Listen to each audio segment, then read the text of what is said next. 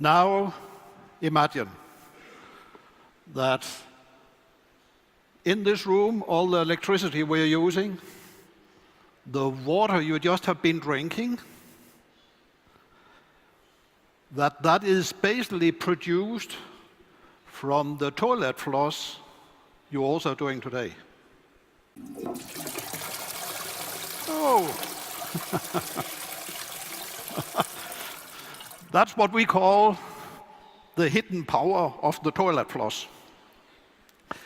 Now, I'm sure this about maybe generating energy is okay, but the thought about drinking wastewater, probably not a lot of you like.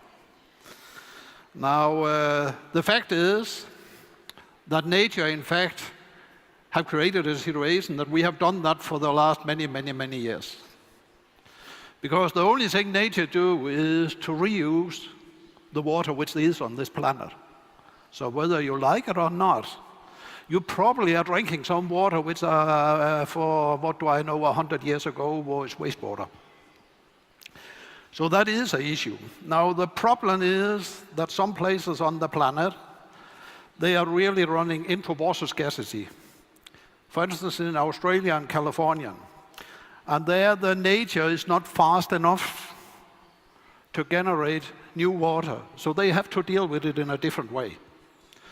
Now, what they are doing there is basically they are taking drinking water or wastewater, the outlet from the wastewater facility, and upgrade it directly to drinking water. That is possible. The technology is there. Going 10 years back, they didn't like it, but nowadays they like it, and it's safe, I can tell you. But that is really done. And the same you could apply, or they apply in California and other places. Another example on where they are using, in fact, wastewater without thinking about it for drinking water purposes is all the people living along rivers. If you take the Rhine River in Germany, then it's used 14 times before it runs out. Try to imagine for a second.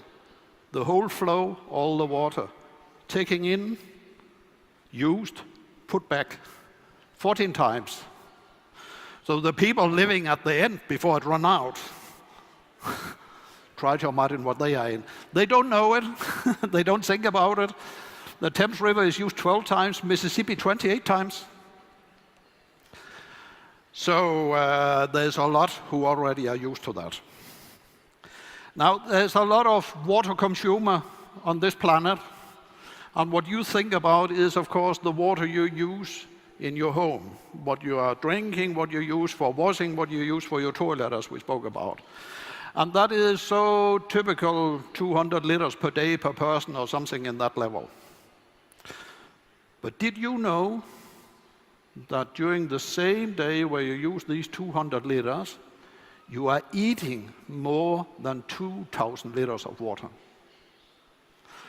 So the amount of water which have been used to provide the food for you is in fact 10 times higher than the water you use in your private home and what you see.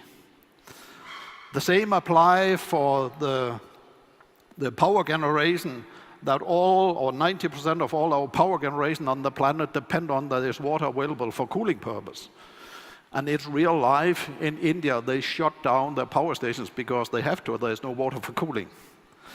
So with these things and knowing that a lot of places are using a lot more water than nature are able to regenerate, World Economic Forum have predicted that a water crisis within the next 10, 15 years is one of the most likely crises this planet will hit.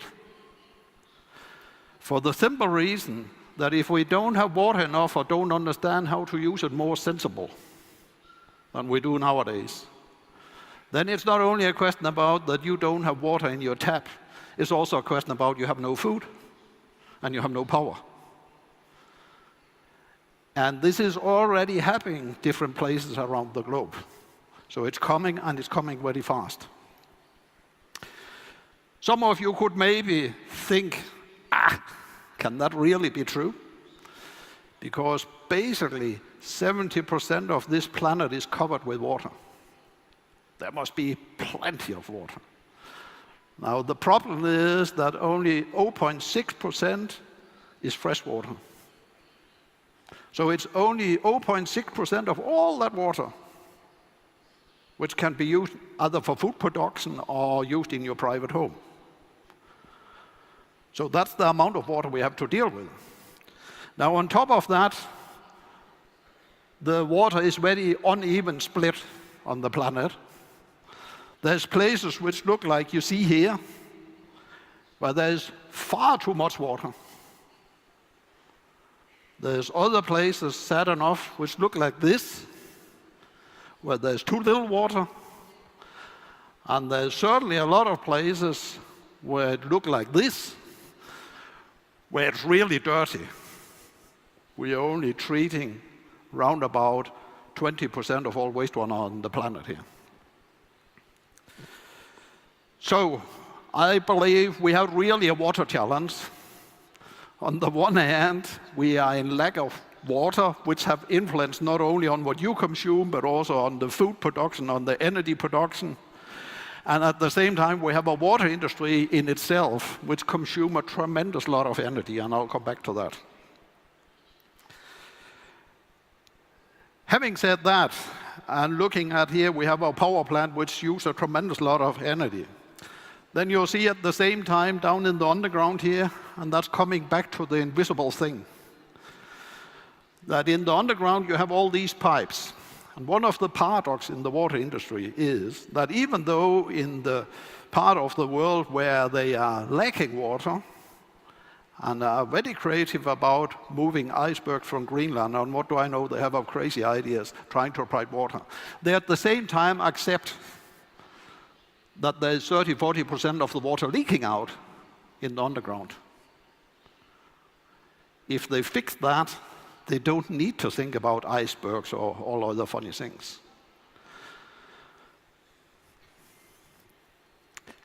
So if we look a little bit at the leakage and what we could do about it, then on a global scale, it is so that it's claimed that around about 25–30% of all the water which are entered into the drinking water system is leaking out. The highest figure I have heard about is out from Asia. That was 80%. Imagine only 20% of the water they enter into the system finally got to a customer. The rest of it was just leaking. Crazy, huh?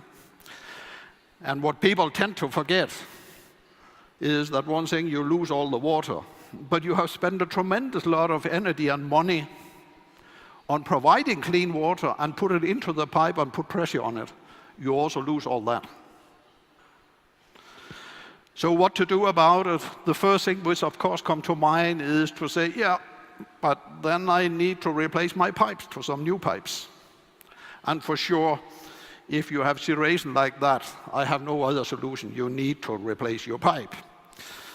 But the fact is that the real leakage, where the big amount of leakage is coming from, is basically not from pictures like this, because they will be fixed within 5–6 hours, then they are fixed. The real leakage is all the small leakage you'll have down in the pipe underground, which nobody can see. That's what really creates the leakage. What an alternative solution to this is to split the city network into what we call pressure zones. And it's not more complex than if you have one waterwork taking care of 2 million people, then we all know that the inside of the pipe is a water loss when you move the water. So at the waterwork, you would need to have extremely high pressure to be sure that the lady living at the end of the pipe also have some pressure. Back to what Lars was talking about this morning, in fact, on the heating side, exactly the same issue. Now, if you split the city into pressure zones, and I think London is split into, 800 pressure zones, if I recall right, then you would be able also at the waterwork to lower the pressure down to what the pressure need is, that you have enough pressure on the tap. And so you could lower the pressure dramatically in the whole city. And what will happen also with the leaks you already have, if you have less pressure on, less water will run out. It's that simple. So the day where you implement that, basically without digging one single pipe up, you have reduced your water leakage. Typically, statistic from 112 systems around the globe say around about 40% you'll gain, reducing your water leakage. The good news is then, besides that, you cut your energy consumption with 40%. And on top of that, it has shown that the amount of new leaks, because now the pressure is lower, is reduced with 50%. So you'll get a much more stable water supply and more happy customers doing that at the same time as you save on your water and you save on your energy side. We have been dealing with that in Denmark for quite some years. We had to. I think it's similar to some of the other stories. We have also been in deep shit and probably are in different ways. But certainly that was also the case on the water side. We were using far more water than was sustainable long term. One of the things we have done is to cut our leakage down to 6%, which together with the guys in Japan is the lowest figure you will find on the planet. To add to that, what we also have done is we have spent a lot of time teaching the kids what they should tell the parents when they get home, how to be sensible about using water. And we have dealt a lot with the industry side also. The consequence of that is that if you look at this graph, then we have had 35 years where we have close to 100% growth or 80% growth in our economy. And at the same time have been able to cut our water consumption with 40%. Now the people really looking into circular economy and sustainability, they say there's only one way we'll be able to survive on this planet. That is if we get the capability to decouple economical growth from resources. That's exactly what this is about. So this is possible. And it's even a good payback on it. I just learned here in the break that the electricity prices, as well as I heard also the prices on heat, is going very fast up here in the country. And in fact, I was told that the electricity prices right now is on level with what they are in Denmark. They're same level. And they probably will increase even further. So when we talk about 2 to 3 years payback in Denmark, you would see the same thing, and probably in 2 years' time it would be even lower.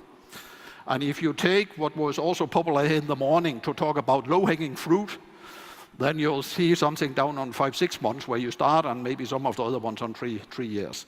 But it's really good thing to invest in.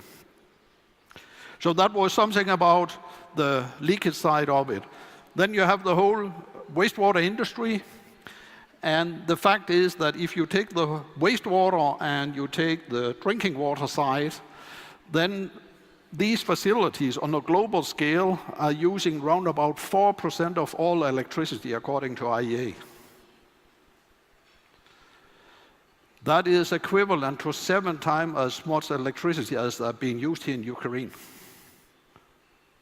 Or it's also equivalent to round about 60% of all electricity produced from solar and wind facilities on this planet.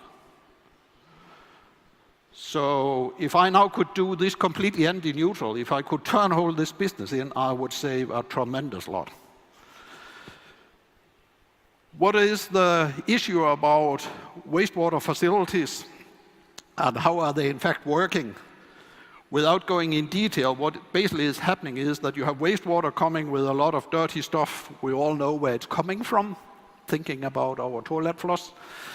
And what the wastewater facility do is to separate this. And the side stream, which we get, is something we call sludge. And that sludge you can turn into what is called a digester and heat it up. And when you do that, you'll get biogas out. And now we are there. And this is not new. That has been around for the last 30 years. There's nothing new in this. So you are able to produce biogas from these facilities. And that means that you are able to generate energy out of your facilities. Now, the problem about wastewater facilities have something to do with Hollywood. Because the problem is, if they in Hollywood make a real good movie and present that for you, then probably half of Ukrainian people will sit and watch that movie. When then the commercial come on, you'll probably do the same thing as we do in Denmark. Everybody run out and go to toilet, and the rest go out and make some coffee. Now, if you imagine that 1 million people go to the toilet and flush it at the same time, can you imagine what happened out on the wastewater facility? Maybe the flow was down here, now it's up to the roof there, yeah? That's the way the industry is. There's nothing to do about it, and we cannot claim Hollywood for it, I know. But the fact is that if you are not able to adjust your facility so that it follows the load you have on your facility, then you would have to operate at 100%. It's again back to what Lars said, that if you have a well where you just are constant, and that will not work. There's so much to gain if you had sensors which could detect that now we only is on 10% of max load, and you had variable speed drive which were able to turn the pumps down so that they don't work more than what is needed. And it's that simple. Of course, there's some technology into it, but it's that simple that if you follow what the real need is, you can create amazing results. What they have created, we have seen a lot both in Denmark and US and Germany is coming, where you see a wastewater facility turning from a high energy consumer into being energy neutral, not using energy. Now, the best facility I know is in Aarhus in Denmark. They are producing 134% more energy than they need for cleaning the water. Just on household wastewater, so that could be from this room. No tricks, no solar, no wind, nothing. Just the household wastewater. So they produce 134% more water, or more energy than they need. Now, that energy can be used to turn the pumps for the drinking water side. And therefore, they have created the first place on the planet where you have 200,000 people which get clean water and get the wastewater treated without using energy. Quite amazing, yeah? And as we have heard a little bit this morning again, it's not a rocket to the moon. It's not a new wastewater treatment process. It's traditional activated sludge treatment plants. It's traditional groundwater-based drinking water facilities. What is new is that there's a tremendous lot of sensors. There's what we, of course, like variable speed drives on everything, so that we follow exactly what the real need is here.